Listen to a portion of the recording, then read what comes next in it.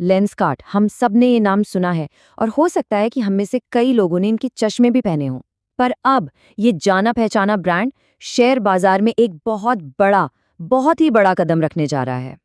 जी हाँ, लेंसकार्ट अपना आईपीओ लेकर आ रहा है। और देखिए, ये सिर्फ एक और कंपनी की लिस्टिंग नहीं है। असल में ये भारत के सबसे बड़े कंज्यूमर ब्रांड्स में से एक का लिटमस टेस्ट है। और इसका जो भी नतीजा होगा ना, वो पूरे सेक्टर के भविष्य के लिए एक बहुत बड़ा संकेत हो सकता है।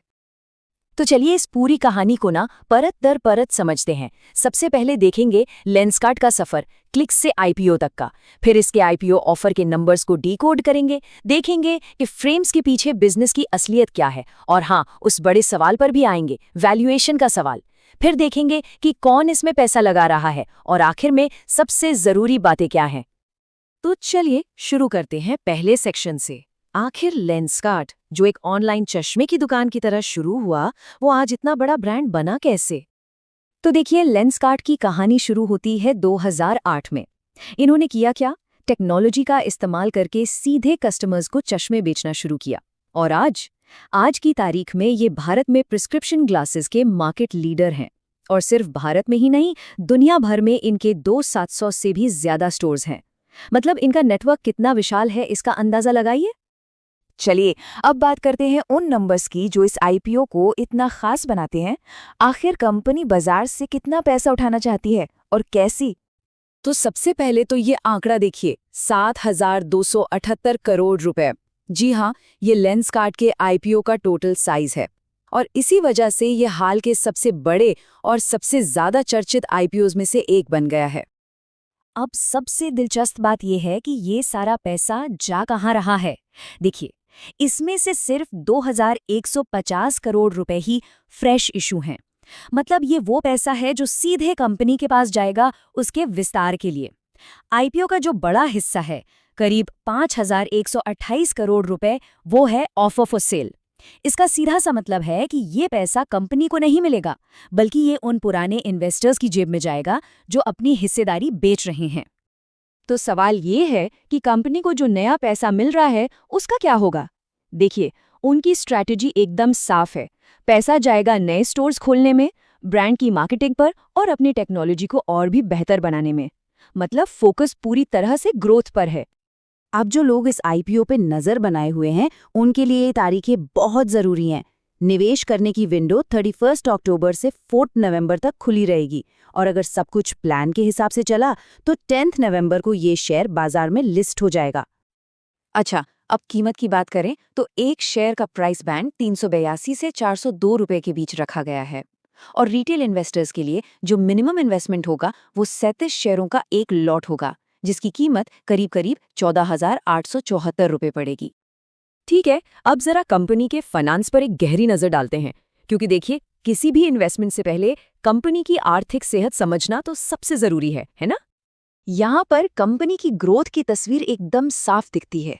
लेंसकार्ट का रेवेन्यू पिछले 3 सालों में सचमुच रॉकेट की तरह बढ़ा है। सोचिए, 3,788 करोड़ से सीधे 6,600 करोड़ रुपए के पार। ये एक बहुत ही मजबूत ग्रोथ है। और अब एक ऐसा आंकड़ा जो सच में हैरान कर देने वाला है। जरा सोचिए, सिर्फ 1 साल पहले कंपनी 10 करोड़ के घाटे में थी और आज ये करीब 297 करोड़ के मुनाफे में है। ये 3000% से भी ज्यादा की जबरदस्त वापसी है। किसी भी कंपनी के लिए ये एक बहुत बड़ा टर्निंग पॉइंट होता है। अच्छा, तो इतनी शानदार ग्रोथ देखकर तो यही लगता है कि ये एक पक्का दांव है ना? लेकिन यहीं पर कहानी में एक ट्विस्ट आता है। सब कुछ आकर टिक जाता है एक बड़े सवाल पर, और वो है वैल्यूएशन। अब देखिए, वैल्यूएशन को समझने का एक बहुत कॉमन तरीका है पीई रेशियो। एकदम आसान भाषा में कहें तो ये बताता है कि इन्वेस्टर्स कंपनी की हर 1 रुपये की कमाई के लिए कितने रुपये देने को तैयार हैं। और लेंसकार्ट का अनुमानित पीई रेशियो कितना है? करीब 285। अब इसे कॉन्टेक्स्ट में रखकर देखिए, इंडस्ट्री के औसत के मुकाबले ये एक बहुत ही ऊंचा नंबर है। इसका मतलब साफ है कि कंपनी अपनी कमाई के मुकाबले काफी ज्यादा कीमत मांग रही है। और बस इसी ऊंचे वैल्यूएशन पर सारी बहस शुरू हो जाती है। दिलीप दावड़ा जैसे फाइनेंशियल एनालिस्ट का तो साफ कहना है कि ये इशू बेहद महंगा है। तो अब हमारे सामने दो चीजें हैं। एक तरफ है कंपनी की शानदार ग्रोथ और दूसरी तरफ है उसकी महंगी कीमत।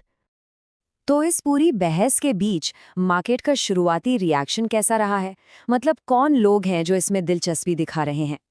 यहाँ अगर हम देखें तो आईपीओ का सबसे बड़ा हिस्सा मतलब लगभग 75% क्यूआईबीज यानी बड़े इंस्टीट्यूशनल इन्वेस्टर्स के लिए रिजर्व्ड है। इससे पता चलता है कि कंपनी बड़े और सीरियस इन्वेस्टर्स को टारगेट कर रही है। वहीं रिटेल इन्वेस्टर्स के लिए 10% का हिस्सा रखा गया है। अब बिडिंग के पहले दिन का नतीजा देखें तो मिला जुला रहा। आईपीओ कुल मिलाकर 1.13 गुना सब्सक्राइब हुआ। इसमें मजे की बात यह है कि बड़े संस्थानों और रिटेल इन्वेस्टर्स ने तो अच्छा इंटरेस्ट दिखाया, लेकिन जो हाई नेटवर्थ वाले इन्वेस्टर्स हैं उनकी तरफ से रिएक्शन थोड़ा ठंडा रहा। ठीक है, तो इतने सारे आंकड़ों और एनालिसिस के बाद चलिए इस पूरी तस्वीर को एक साथ जोड़ते हैं और देखते हैं कि सबसे ज़रूरी टेकअवेज क्या हैं। तो इस आईपीओ की कहानी को अगर एक लाइन में कहना हो तो वो ये है। एक तरफ है एक मजबूत, तेजी से बढ़ता हुआ बिजनेस जिसने हाल ही में प्रॉफिट कमाना शुरू किया है, और दूसरी तरफ है एक बहुत ही ज्यादा वैल्यूएशन। बाजार का शुरुआती रिएक्शन पॉजिटिव तो है, लेकिन बहुत ज्यादा धमाकेदार नहीं है, और यही इस आईपीओ की असल कहानी है। और ये सब हमें एक बड़े सवाल पर लाकर खड़ा कर देता है। क्या इन्वेस्टर्स भविष्य की ग्रोथ के लिए आज इतनी प्रीमियम कीमत चुकाने को तैयार हैं? देखिए, लेंसकार्ट का आईपीओ सिर्फ एक कंपनी की कहानी नहीं है। ये तो पूरे कंज्यूमर टेक सेक्टर का एक इम्तिहान है। और इसका जो भी नतीजा होगा, वो आने वाले समय में कई और ब्रांड्स के लिए रास्ता तय कर सकता है। इस विश्लेषण में हमारे साथ बने रहने के लिए शुक्रिया।